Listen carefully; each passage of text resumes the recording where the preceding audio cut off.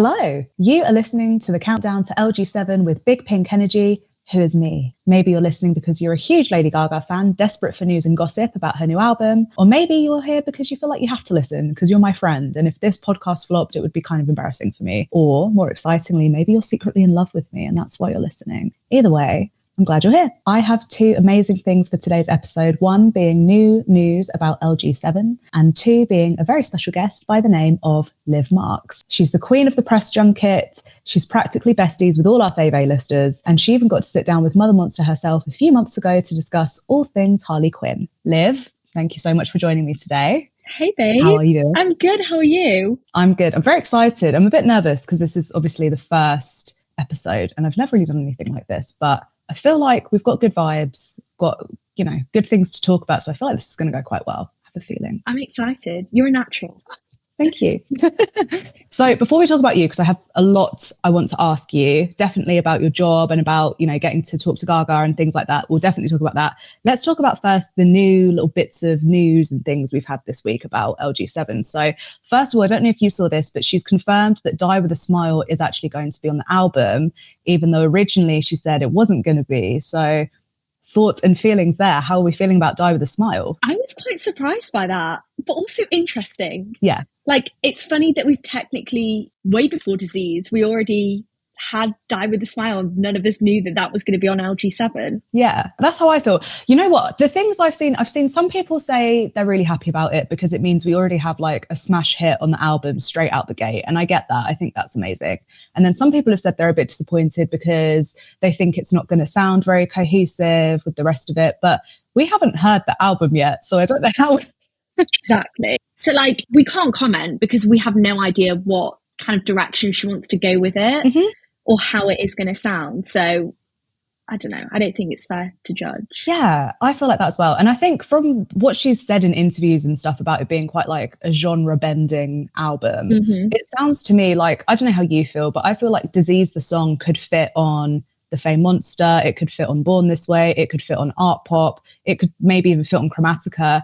But like, it's, she's done this before where you think you're listening to one thing and then actually you're going through a whole journey of music and different genres and things. So Die With A Smile, she always has like a nice piano ballad somewhere on the album. Exactly. So I feel exactly. I don't think it's that much of a surprise. You're always going to get with a Gaga album a ballad, no matter what. Speaking of, what is your favorite Gaga ballad? Because I know you always ask all of your, celeb besties, like, what's your favorite Gaga song? I need to know, and I think the people need to know, what's your favorite? Okay, favorite Gaga ballad, Speechless, Forever and Always. What's yours? I love Angel Down, but I think it's because you know what? If you ask me right off the bat, I'm like, yeah, it's Angel Down. I love it. It's like so powerful. But then when I go back and listen to like earlier albums like The Fame Monster, I'm like, this is so good. And I can't believe she was doing like that level so early in her career. So I think I might have to copy and go with Speechless, even though it's so good. It's so good. What's your favorite Gaga song of all time? I know it's an impossible question, but I'm guessing you've got one. Oh, okay. It used to be, I have so many. It really depends on like the context of like what day it is, what the weather's like what's happening in the world. You're probably the same as well. But like years ago, I would have said consistently it was Marry the Night. And I think you love Marry the Night. Okay, this is why we get on. That's my favorite.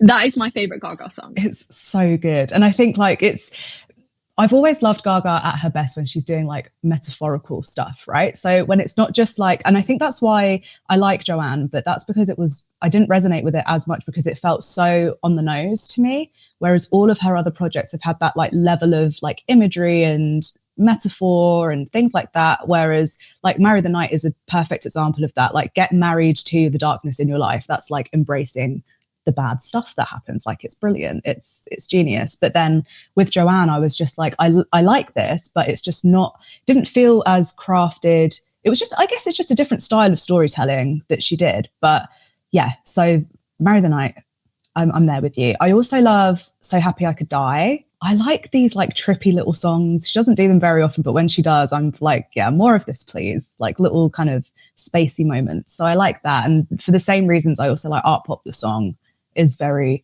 high on my list. I love Art Pop. So good. So good. And the little hee hee.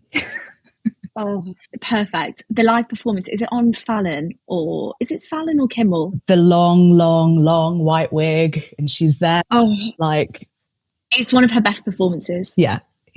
Oh, I'm so glad we've got the same taste. This is excellent. So your favorite is Marry the Night? Have I answered the question for you already? I think Gaga's best song is Marry the Night. Mm-hmm.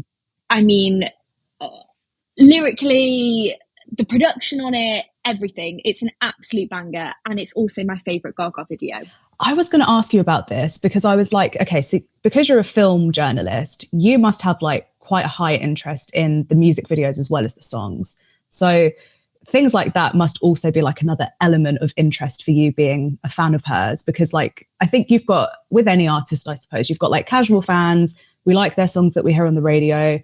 We're here for them, you know, great, cool. Then you've got that more kind of like invested fan that's like, no, I really like their albums and I'll go and see their shows and blah, blah, blah. And then you've got like nutcases like us who are like, we're going to watch that music video over and over and over again. I might write an essay about it. I might like spend 20 minutes doing TikToks about it and talking about all the imagery and stuff. And I kind of sensed maybe you were a little bit like that with some of the videos too. Oh, 100%. But like only with Gaga. Yeah. No one else. I'm a monster. You know what we're like. Yeah. Real sees real, like, honestly. But like with the Marry the Night video, I don't know if you remember when she was doing that interview, I think it was with Vivo at the time, she was talking about the video and she was like, I wanted my red bottom shoes to match the taillights on the car. And then we had the rain and all of this. I was like, yes. When she's like, roll the cameras. If it breaks, I'll pay for it. I love it. She's so good. I love it. She is so good. How did you find the Disease video then, as like a bit of a film buff? Were you living? I love the Disease video. So good. I felt like it was quite similar to 911. Yes. In some ways. Yes. Oh my God. I did a TikTok about that actually, because I was like, I saw, yeah, really, really clever. So clever, isn't it? And then people were in my comments saying that, so if you didn't see my TikTok, for anyone listening or watching, I was kind of saying that the black cloaked, hatted figure in Disease is also present in the beginning of the 911 video. And I also had people in my comments drawing parallels between that character and John Wayne video, and the beginning where Gaga's in the You and I video and she's walking through the desert and she has like those bloody kind of robo shoes on. It feels like a bit of a recurring motif, which is always fun. So I think we're definitely in like what are we calling it? The LGCU, the Lady Gaga Cinematic Universe. 100%. I didn't even notice the wallography. You know how like the wall then goes in and it goes out when she's like dancing, it goes out, and then when she's running away it goes in on her. I hadn't even noticed that until I saw people talking about it on Twitter. Yeah, I know. It's one of those things, and this is my favorite, is when she does a video like this where it's like, I can watch it once and I enjoy it, but I can also watch it 20 times and see something new every single time I watch it. And that is when you know we have a masterpiece on our hands. Just exactly. Absolute slay. Exactly. Absolute slay. The other bit of news we have this week on LG7 is that she's confirmed Gesaffelstein as a producer. I'm not sure if you're familiar or if anyone listening is familiar, but Gesaffelstein also produced a couple of the big sort of songs for The Weeknd. So he did Lost in the Fire. He did I Was Never There, which had a bit of a viral TikTok moment because of that amazing synth that just goes on and up and down and all around. I'm excited for this. I think this is going to be a good collaboration. I think so. Did he work on Brat as well? Maybe. Or is that wrong? I don't know. I'm sure I saw that somewhere, but that might be wrong. Could be. I think either way, though, it's the same kind of like edgy influence. There's a better term for that. There absolutely is. Maybe this is me like showing now I'm not qualified to be talking about music on a podcast, but there is definitely parallels between Brat and that kind of like punkier, kind of almost like Sophie inspired production, I think. So I'm excited for a bit of like darker, grungier production on LG7, especially after Disease. I have such high hopes for LG7. I think it's going to be her best album since Born This Way, from what I've read about it. And if it's anything like Disease as well, I feel like she's going back to her dark pop roots. And that, for me, is Gaga at her best. Yes. I think I said this when I had my initial kind of reaction to Disease, where I was like, okay, it does sound like it could fit in that dark pop time, but I also don't feel like she could have made that song until now. So it's like we've seen glimpses of it, but it's almost like it's like when you watch like an anime or something, when one of them has powers and they're trying to like learn how to use their powers, but then they don't really nail absolutely everything until the very end. And then they finally align everything and they're able to just go full force because they're like at their most powerful form. And I feel like now that we're seeing she's so happy in her personal life, she's achieved everything she wants to achieve. She's done movies, she's won awards. She's ready to like dip back into these things that we know she's good at, but do it even better and even more kind of like from a knowledgeable perspective than she was before years ago. So I think whatever she has planned, I don't think we're ready, personally. I'm like scared for us. Yeah, I think so. I might need to book the day off work. Oh, that I am booking it off. Also, imagine how insane Disease is going to sound live, especially after hearing her carpool karaoke. The high note at the end. It's sick in the head. Like, what? She's sick. She's a sick woman. She is. Honestly, how dare she? How dare she? It's like she wanted us to like be bald. I think it's going to be ridiculous. Yeah, I know. Oh yeah, she does. Yeah. That's what happened. She met you specifically and she was like, this girl has too much hair.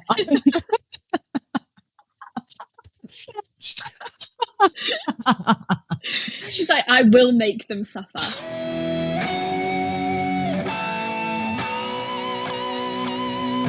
Right. Anyway, let's talk about this amazing interview you did. Obviously, you've also interviewed Ariana Grande this year, which I'm kind of taking. Are you just trying to interview like all of the Chromatica collaborators, first of all? Because if so, that is a genius strategy. Yeah, that is my plan. I'm just trying to take them all. And I'm rapping. But yes, there she is. There they are. Elton John's agent. If you were listening, Liv would like an interview with Elton John. Thank you. Yes, please. Please and thank you. Oh, Elton would be unbelievable. That would be so cool. He's doing a documentary or something I right now. love Sign from Above as well. He has got a documentary, which I haven't seen, but I've heard it's really, really good. Oh, cool. But yeah, I still can't quite believe it happened. I know. Before we talk about it a bit deeper, I do just want to say, like, for anyone who has discovered you before the interview and finally saw you get to have that moment, it was so, I just think everyone collectively was just like, thank God, like the stars are finally aligned. And I do also want to kind of say, when we see these things online, sometimes it doesn't occur to everybody, like the amount of years of work that has gone into you getting to that point where you're interviewing your idol.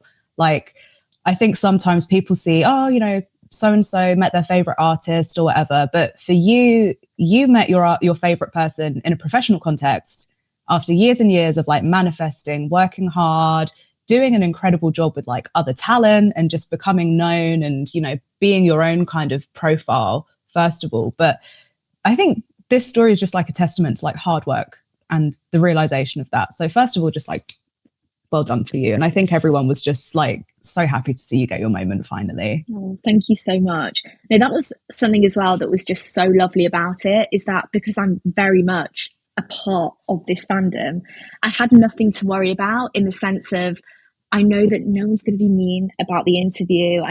I felt only like support going in there, even though no one necessarily knew it was happening.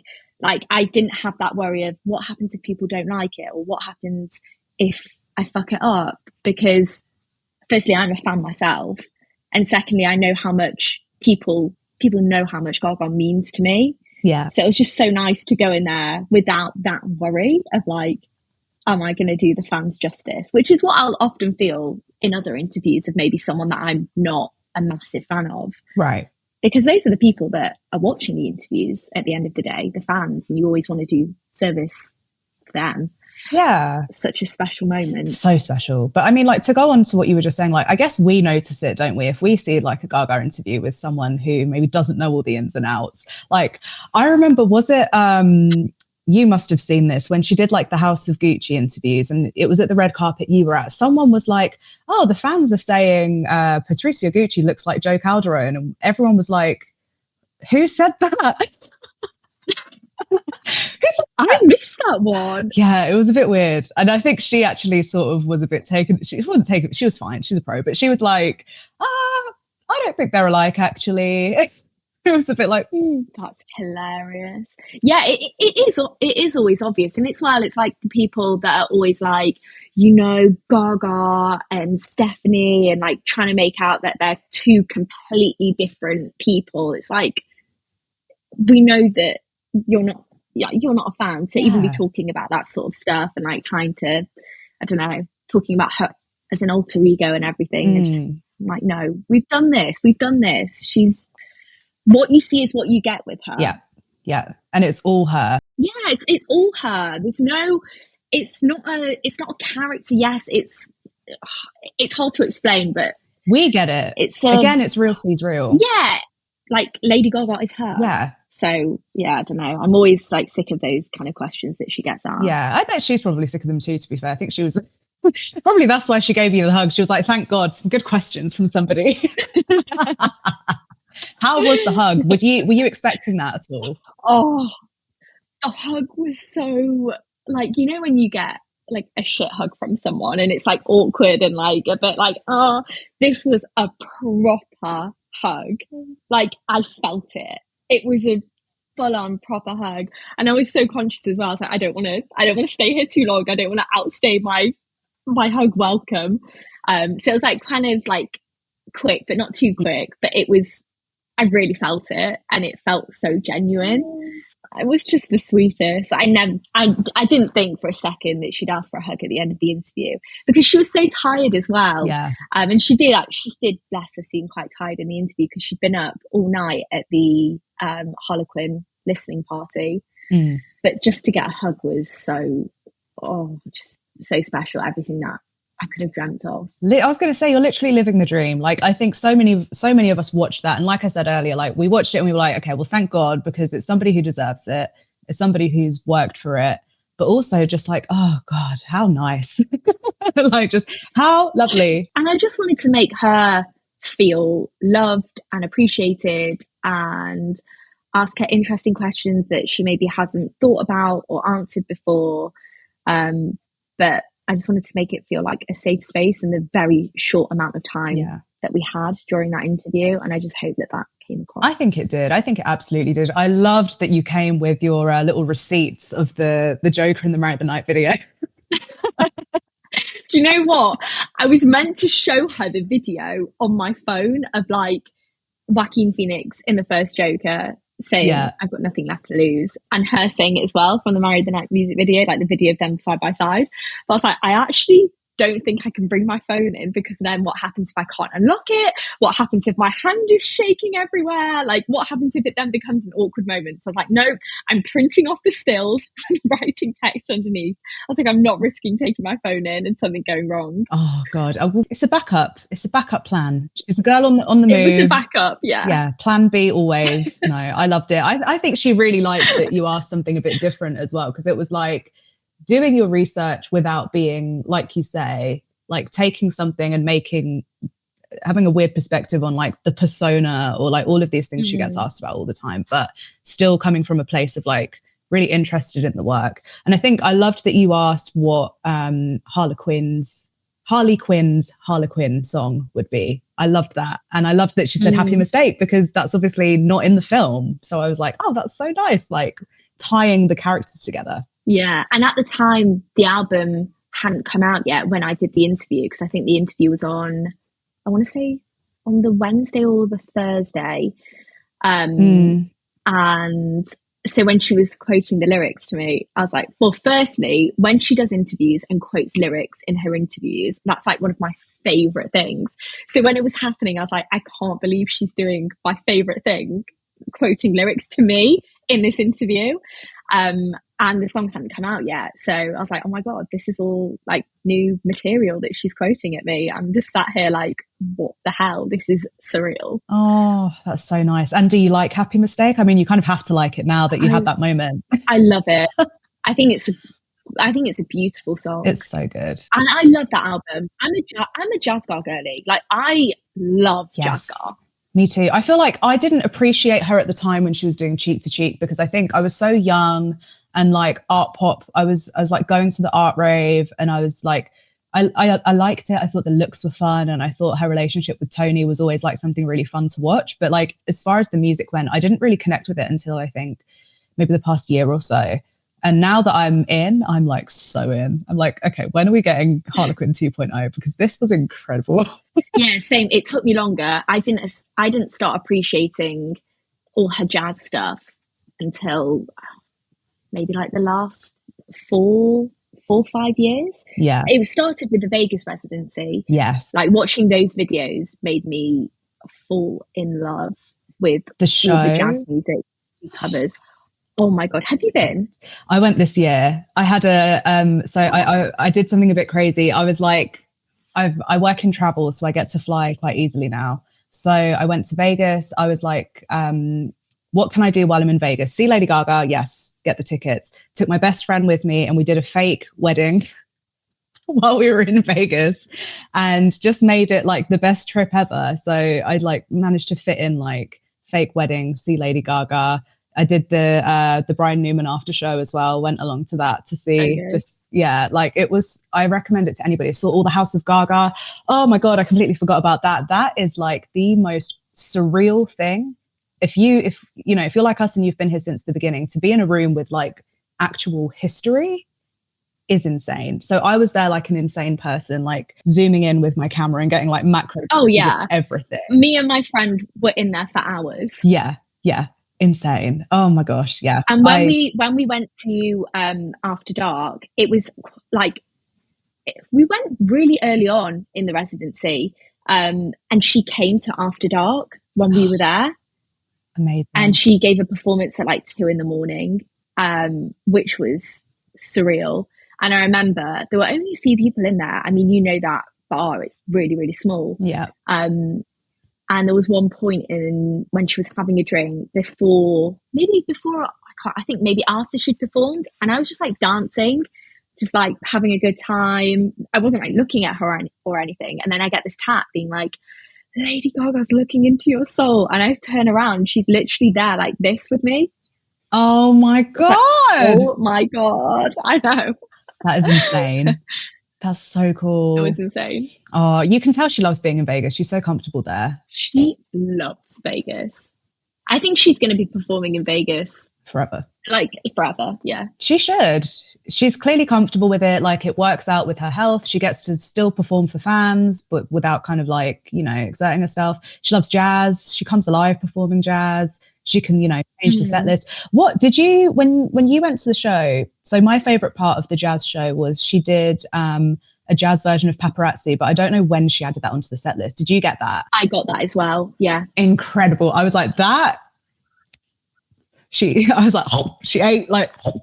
Unbelievable.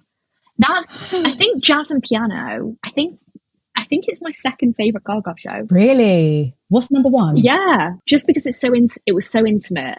And as you say, I do genuinely feel like she comes alive singing those jazz songs. It's a completely different side to her.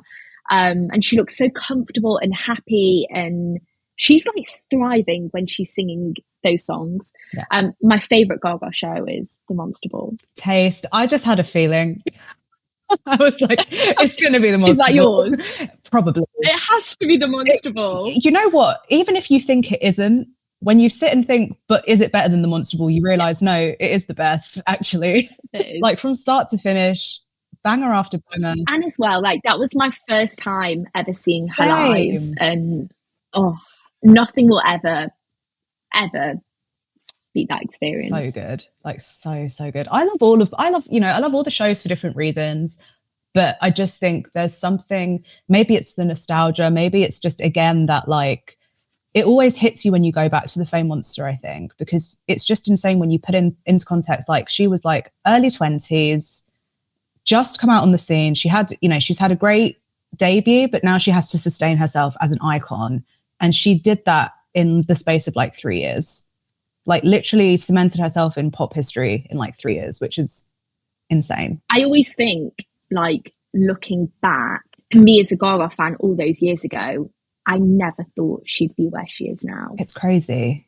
You know what? I knew she would be big. I obviously Yeah. Obviously, I thought she was iconic, incredible, but never did I think she'd be in movies and doing all the things that she's doing now. I mean, I know I'm biased, but I do genuinely feel like she is the most versatile artist of our generation. She is. She's a one in a million. And even if you aren't a Gaga fan, there's no denying that. You can't deny her versatility. Yeah.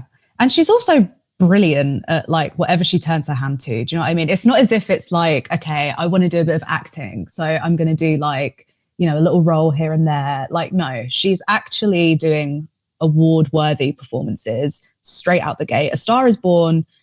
My God, let's just talk about A Star Is Born for a minute, because that, I think all of us were just like, please be good, please be good, please be good. And then we saw the film, and I think everyone was just like, that's my mother. Yeah, blown away.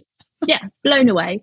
Everything she touches turns to gold. I liked House of Gucci. Yeah. I also liked Joker Folie à Deux. Yeah. I think Joker Folie à Deux is her best performance to date. It was very good. It's just such a shame what happened with that film. Yeah. Is the film perfect? Absolutely not. Was she underused? Massively. Yeah. But I think it's my favorite performance of hers. Yeah. She was so into it. Aside from American Horror Story, actually, I think the Countess is my favorite performance of hers. Yeah, the Countess is just, every now and then I go back and just watch her like introduction as the Countess, that like 10-minute bit of her like getting ready and then like picking up that couple and killing them. Sorry, spoiler alert. I'm sure everyone listening to this has seen it anyway, but like that with like I Want to Tear You Apart playing in the background. I just watched that and it's just like adrenaline in like a scene. It's insane. I love it. So good. Just hot. And it's hot. And it's hot. Yeah.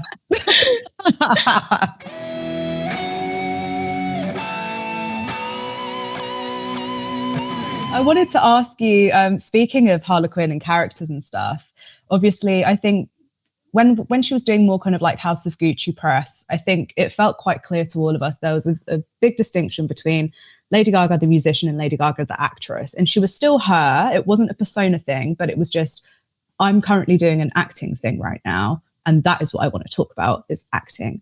Whereas she talked so much with you about music in an acting interview. And I think we're seeing bits of Harley Quinn, the character, blend into her music. Obviously, we had Harlequin album, but do you think we're going to see little bits of that inspiration of the character in LG7? Definitely. And I've been thinking about this more. Yeah. Because I feel like with Gaga, when she's working on something, she's all in. Yeah. And she would have been working on Joker around the same time as LG7, I imagine. Yeah. Like I reckon there were a lot of crossovers. You know what she's like with her art. She puts herself into her art. Yeah. I think there's going to be a lot of influences there. And she's spoken so much about chaos, which I think is a big Easter egg as to what to expect with the album. And she was talking about chaos on the Joker 2 press tour. I noticed in a lot of interviews, and Harley Quinn's chaos. So I feel like there's going to be, Harley Quinn would have been a big influence on LG7. I think so. I think you're exactly right. And I think the way she's even spoken about the album being like, you think it's one thing and then it almost twists and it's something else. And that with the stuff she said about genre bending, I think you're right. I feel like that is Harley Quinn, right? Like we're introduced to her. That is Harley Quinn. That is her. Yeah. So that is her. Her mind, the levels to this. And also Harley Quinn's like the delusion and like the fantasy and all of that. I feel like it fits in to everything that she's been describing so far about LG7. And her also battling her inner demons. Yes. Obviously Gaga does and has been very vocal about her own struggle with mental health, but then you've got Harley Quinn as well. Yeah, I think it's interesting. Yeah, I think so too. Oh, we'll have to regroup and do this again once the album is out, so we can just like pick apart all of the different little things that we've noticed. We'll compare notes. We will. Before I let you go, I'm going to be asking every time I talk to somebody what track they're claiming. And it doesn't matter that we don't know how many tracks there are yet. It doesn't matter that we don't have any titles yet. I just want you to pick a number and then we will revisit this and see, did you claim the right track, basically? Okay, I like this question. I'm going to claim track one because my favourite song on Chromatica is track one, Alice. Yes. And I'm the first guest on the podcast, so I'm claiming track one. Absolute genius. I live for that. Oh my God. Alice is so good. And you know what? Marry the Night was track one as well. Yes. Was it? Yes, it was. Was it track one? Let me check. I think it is, because I remember at the time she was talking about it being like the gateway drug to the album, which is also an incredible way to describe a song. I'm sure it is. It is. I'm even more of a reason to claim track one. Track one is Liv Marks's. You heard it. I'm so excited now for the album to come out to know what track one is. We're months away. Listen, when do you think we're going to get some concrete news, as in a date and a title and maybe a track list? My personal theory, New Year's Eve, because of when she did Born This Way, she announced that New Year's Eve, if you remember, with that gorgeous Nick Knight photo with the unicorn jacket and her bum hanging out. I was going to say January, but now you've said that, now I also think New Year's Eve. It's got to be, right? Something, maybe not all of it, but like either a title or a date. She's been quite quiet. She's been quite quiet recently. I think there's something happening to like just burst into the new year, is my theory. Like, let's get right. Okay, we're 2025. That's it. It's my year. This is the date my album's coming out. Maybe a tour, maybe not a tour announcement, but like, I think there's going to be some big kind of stuff to, as soon as the new year is here. That's my theory. I don't know anything though. And if the rumours are true that she's going to Brazil, oh my gosh, I want to be there. That would be incredible. I want to be there. They deserve that. Like the Latin American fans. Those fans. If we thought we were big fans. They do deserve that. They really do. They absolutely do. They are incredible fans. Have you also heard the rumor that she's maybe doing Glastonbury? No. Yeah, I heard. I don't know because obviously she's doing Coachella. I got Coachella tickets, by the way. Yeah, I'm going to do Coachella. I'm so excited. Oh my God. Really looking forward to that. But yeah, someone also said maybe Glastonbury. Interesting. We never know. I think absolutely a tour. I think we'll see a tour as well. Yeah, definitely a tour. Do you have Glastonbury tickets? No, but... No, same. You can find someone, like, surely. I do. Yeah. I don't know about that. I'll have to dig around for some of them. I kind of hope she's not, selfishly, because I don't want to miss her. So I hope she's not doing Glastonbury. Literally same, honestly. And now that I'm doing Coachella as well, I'm like, okay, can I just like not fly halfway across the world to see her when she's going to be like an hour down the road? Coachella will be insane though. My best friend's going. I'm very jealous. It's such a good lineup. I'm also like a huge fan of Megan Thee Stallion, and she's doing the Sunday. Amazing. And Charlie's doing the Saturday. So it's literally like they've done it for us. It's us.